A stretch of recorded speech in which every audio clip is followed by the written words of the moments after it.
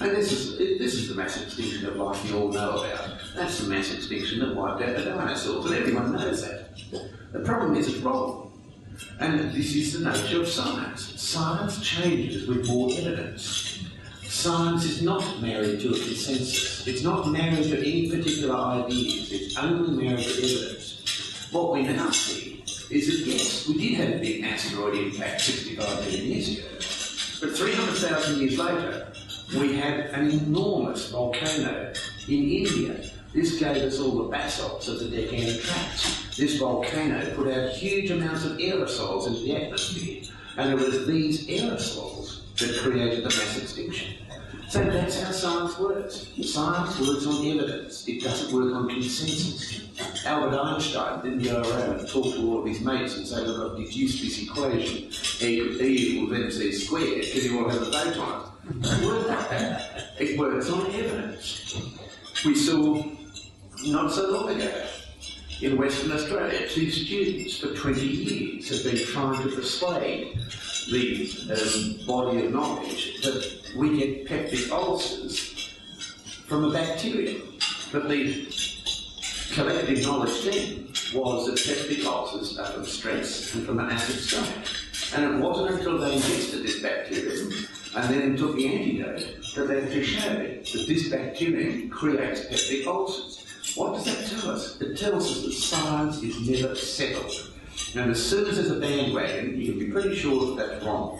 37 million years ago, South America started to pull away from Antarctica, and we set up great circumpolar currents that isolated Antarctica. Antarctica started to freeze, and 34 million years ago, Antarctica got an ice sheet.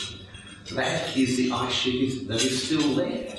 We have had an ice age for 34 million years, during which time it's been very warm, but that ice sheet never melted. 18 million years ago, Melbourne was tropical, but the ice sheet didn't melt. Melbourne needs to be tropical. It's a miserable place. I lived there for about 20 years in my life, and they play this game and they get a point for missing. So it was warm in Melbourne, yet Antarctica had an ice sheet.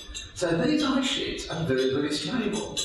And the planet kept cooling and cooling and cooling once we isolated Antarctica until about 5 million years ago, and it was cold. And that's when the orbital wobbles started to play a part in climate. Because when it's cold, you've only got to get a slight change in solar energy, and it becomes very cold. And so we came into cycles of climate. 5 million years ago, we entered a very cold period of time, and we were on cycles every 41,000 years of cold and warm climate, until about 2.5 million years ago. And we had 2 extraordinary events that took place. South America joined with North America, and that stopped. Warm water from the Pacific connecting with warm water from the Atlantic. Water carries 22 times as much heat as the air. What we did was we changed the planet's heat balance, and it suddenly got cold. At the same time, we had a supernova eruption somewhere out there. We bombarded the planet with cosmic radiation, had all the clouds form, and it got even colder. And that's when Greenland got its ice, 2.5 million years ago. And it was due to 2 completely unrelated coincidental events. And 2.5 million years ago, we humans responded to that. We humans started to have different ways of hunting. We invented tools, we invented fire, we started to cook meat, which we could metabolise much better than raw meat or vegetable material. We humans actually could talk. We had a larynx structure, we had a bump in the head, and the hominid then was homo habilis, or handyman. Now the humans could talk, which is absolutely necessary for hunting. And maybe they had the vocabulary of a rugby league footballer, but they could talk.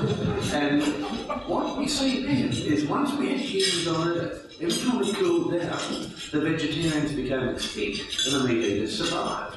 And we've got 2.5 million years of history of wiping out vegetarians. And about 1 million years ago, something extraordinary happened.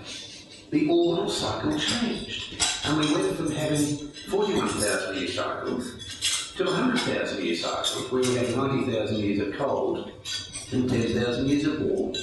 And about 125,000 years ago, it was much, much warmer than that. Sea level was 7 metres high.